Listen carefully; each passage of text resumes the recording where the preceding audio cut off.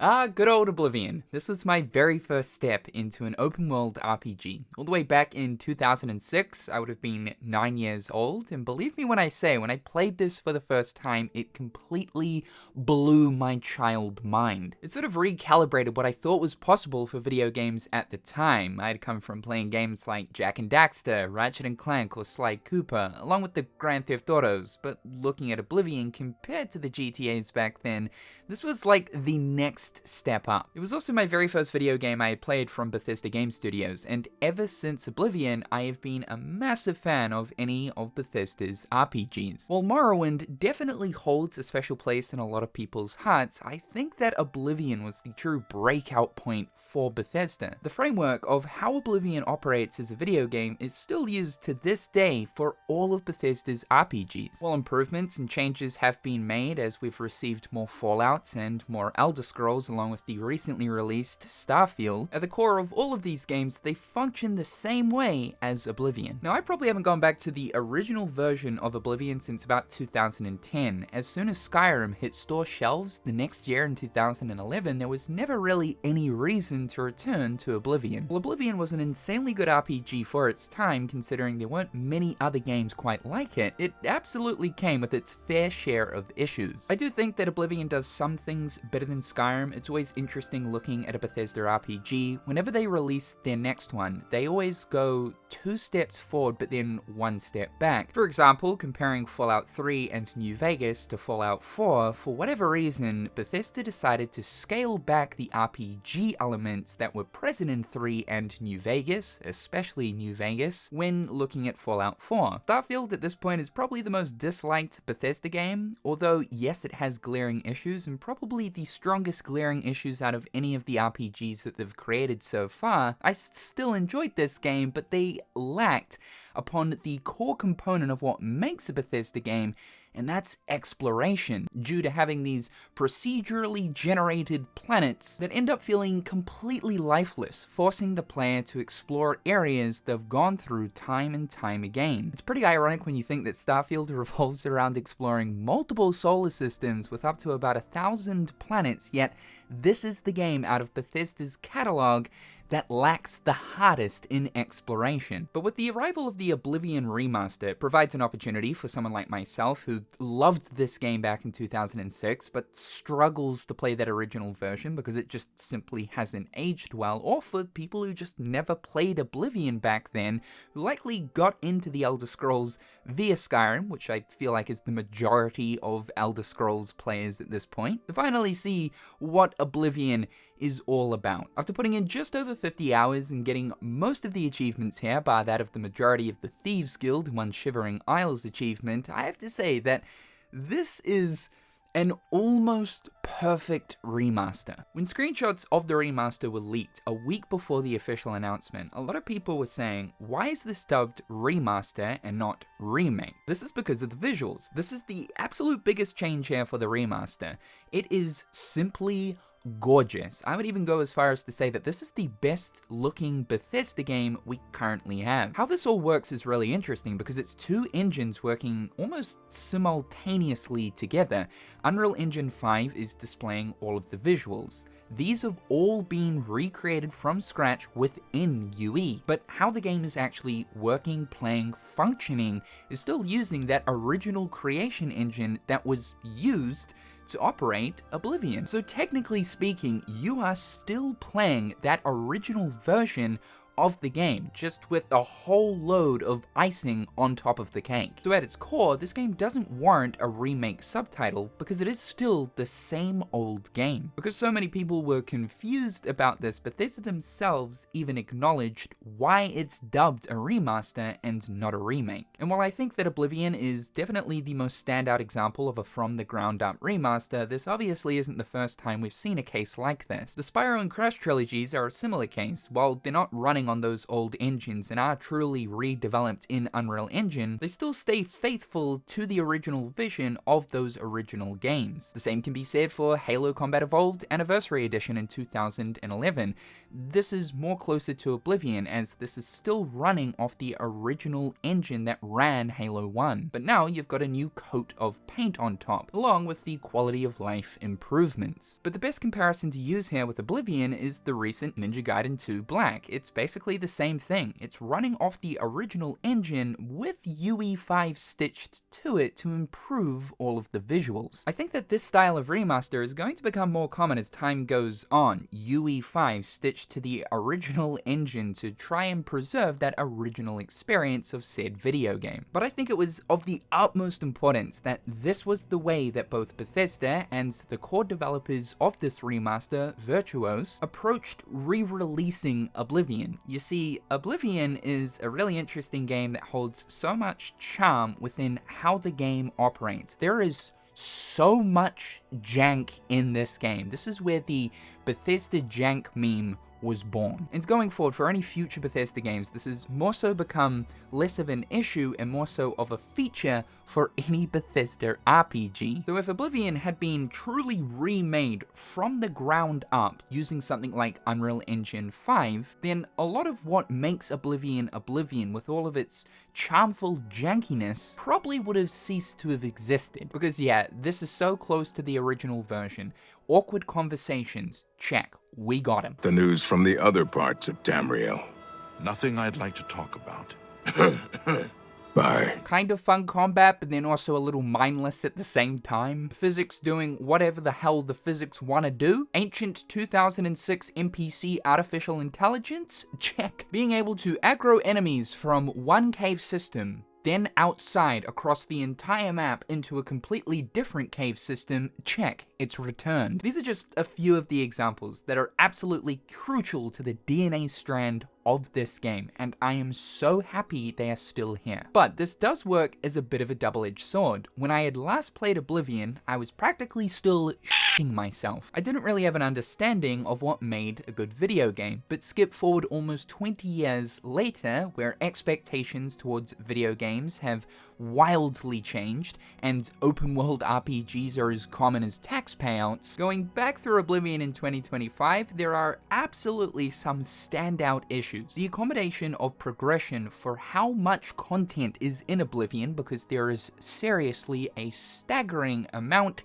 is still bad. Now when it comes to a Bethesda RPG, as soon as I start the game, I ignore the main quest, go off, f*** around, explore, loot, do side quests, and do faction quests. I generally don't even consider the main story until I'm about like 20, 30, maybe even sometimes 40 hours into an experience. So after about 30 hours here in Oblivion, I was almost maxed out. I think I was like level 24. I had pretty much all of the best stuff you could get in the game. Because I was at like the level 25-ish threshold, enemies were equipped with glass and daedric and the best equipment and weapons, but I still had like 3 more faction quest lines to go, along with the entire main story quest. There were also a ton of singular side quests to do that you could find just out in the world randomly or in towns, and this isn't even taking into account that I have probably discovered about half of Cyrodiil's locations. Basically, my progression started to feel significantly fatigued. And for any open world RPG, this is super important. The loop of exploration, questing, and leveling is all working in harmony. But if one starts to lack, that entire loop then starts to fall apart. Because of this, it then impacts one of the core systems of a Bethesda RPG, and that's the exploration. I was basically at a point where it's like, okay, there's no point exploring any more of the random locations out in Cyrodiil. Like, I may as well not go through a cave or a fortress, because, like, what's the point? I've already got all of the best stuff. Sure, I could get some gold, but what am I gonna use the gold for? I feel like Bethesda worked to improve upon this issue looking at Fallout 3 and then all of the other consecutive RPGs they released going forward, but it's absolutely at its worst here in Oblivion, and I wasn't aware of this until I've recently went back through it. I did, however, push forward to complete complete all of the faction quest lines, bar that of the Thieves Guild, along with the Knights of the Nine DLC and Shivering Isles, but after Shivering Isles, I was absolutely exhausted. I felt no motivation to play. Well, yeah, okay, cool, it's interesting to find out some new storylines of minor quests and towns, and I could have found out how the Thieves Guild ended. I just didn't care at that point. The progression was dead in the water. And I feel like this is the biggest glaring issue of Oblivion that I really wish would have been improved upon for the remaster. Oblivion's max level is 30, and all of the best stuff in the game starts to spawn around 24 to 26. Originally, Bethesda were trying to cram in a equal tandem of progression, exploration, and questing within 30 levels. So I think something that would have been important to do here for the remaster is basically just to expand the amount of levels up to something like level 40, and changing when certain pieces of gear starts to spawn in at specific levels. This would have been a massive undertaking though. This would have meant rebalancing the entire game. We're looking at like gear related stuff, enemy related stuff, how skills work and how skill points are distributed. But the remaster has made me realize that the Bethesda RPG exhaustion or fatigue, whatever you want to call it, kicks in the quickest here in Oblivion. The other major issue here is difficulty scaling. It is still so bad. Now, my experience, I played on Adept. Originally, I was playing on Expert, and nope, that just wasn't gonna happen. The jump in difficulty as you're increasing that slider is monumentally massive and is still so unbalanced. In Adept, enemies deal 1 times damage and have 1 times health. In Expert, they have 3 times the amount of health and deal 3 times the amount of damage. In Master, enemies are dealing 6 times the amount of damage and have 6 times the amount of health. So in Expert and Master, you're just practically standing there flailing your sword for about 15 minutes before one enemy dies. Oh, and also the quantity of enemies are increased as the difficulty goes up as well. So yeah, good luck trying to deal or kill anything in Expert and Master, as you'll be dealing with hordes of enemies. This is especially obvious in the Siege of Kvatch quest. Oh my god, look at the sheer amount of enemies. The quantity, the health, the damage for the difficulty scaling in this game is absolutely broken, and I believe none of it was worked on or improved here in the remaster. What I had to do was install a difficulty mod that basically gave me an in-between of Adept and Expert. So now I was playing with 1.75 times damage and health for enemies. They gave me a slightly challenging experience, but not to a point where I'm getting choke slammed by an ogre. Because even looking at Adept, or obviously any of the lower difficulties, it gets to a point where you've already got all of the best things due to the sort of botched progression system of this game, where it's like anything you're running into, you just slice 2 to 3 times and it's dead. It gets pretty boring. They really should have done something here with the difficulty scaling in the game. Something else that became quite apparent to me relatively early on in my experience, about the 25-hour mark, was how uninteresting exploration gets after a certain amount of time. Now, in Oblivion, there are 4 main location types. You have caves, forts, Iliad Ruins, and Oblivion Gates. And there's a lot of these. I believe that Cyrodiil is one of the largest overworlds that Bethesda's developed. You want to explore absolutely all of these. I mean, that's typically what you do in a Bethesda game. You see a little icon up on your compass, you walk towards it, you find that location, you spend the next 20 to 30 minutes in that location, looting, killing. It's an addictive loop, but after a while, you start to realize here in Oblivion that out of the 4 major POI types, they are simply just copy and pasted templates that have been slightly rearranged. So after going through your 30th cave, you start to get this weird sense of the mandala effect taking place. A really strange sense of, I've been here before, I've seen this. And mixing this issue in with the fatigue on progression later on in the game, you just get to a point where you're not interested to discover any more of the locations, even though you're only about maybe 50% through discovering all of Cyrodiil. Now luckily, Bethesda were completely aware of this problem, how the points of interest were just not interesting. It's more so points of uninterest when it comes to Oblivion. And this was changed in Fallout 3 and in Skyrim. Each point of interest is rather unique, has character to it, and is much more detailed. Comically though, the majority of the points of interest in Starfield are substantially worse than Oblivion. How? Why? It is years on now. We've been through this problem before. We've got the t-shirt, we've got the badge. Why are we here again? Oh, that's right, you got a f***ing robot to determine the POIs! Now, the location problem is an issue within Oblivion itself and not the remaster. There's absolutely no way I would expect Virtuos to go ahead and completely recraft locations to make them interesting, because again, that would take way too much time, because there are a staggering amount of locations in this game. But it is still a crucial part of that experience that people will be delving into when they play this remaster. Those are the core issues that I have with the game, where in some cases, perhaps the remaster could have improved upon, especially looking at difficulty. If anything though, it's made me appreciate all of the Bethesda games that came after Oblivion that much more. There are some other minor issues here, though these can hopefully be easily fixed via an update or a patch. We're looking at stuff like stuttering and crashing.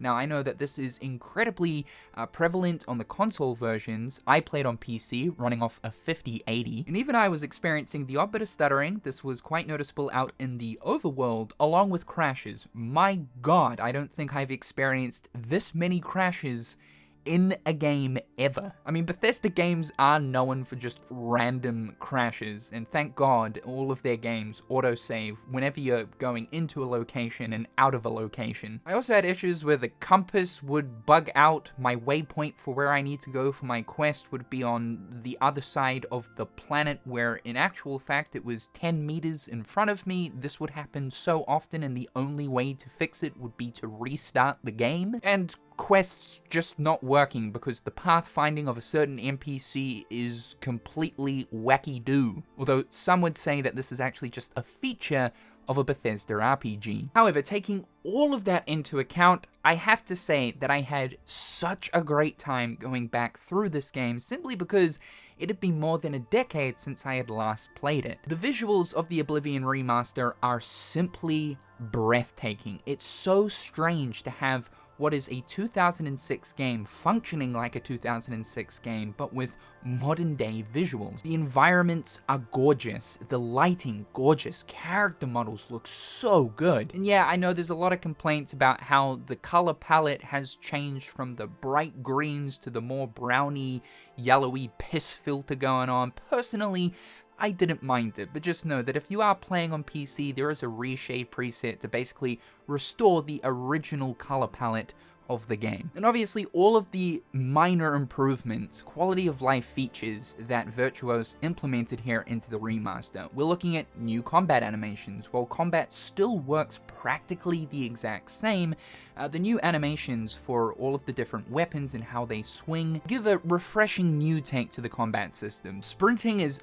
absolutely massive. Sprinting didn't come into Bethesda RPGs until Skyrim. So if you were to go back to the original version of Oblivion or even Fallout 3 and New Vegas, you might find it particularly hard exploring these very large open worlds with absolutely no sprint function. In the early days, a lot of people would claim that Bethesda games were simply just walking simulators, and for good reason. All of the menu UI has been redesigned, though it's really good that it still sort of is a bit reminiscent of that original Oblivion UI. It's modernized, but it is familiar. We've now got new ambient details like fish under the water or insects within caves. Third-person mode works substantially better. There is now a reticle, and the whole functionality of using third person actually just works. It Just works.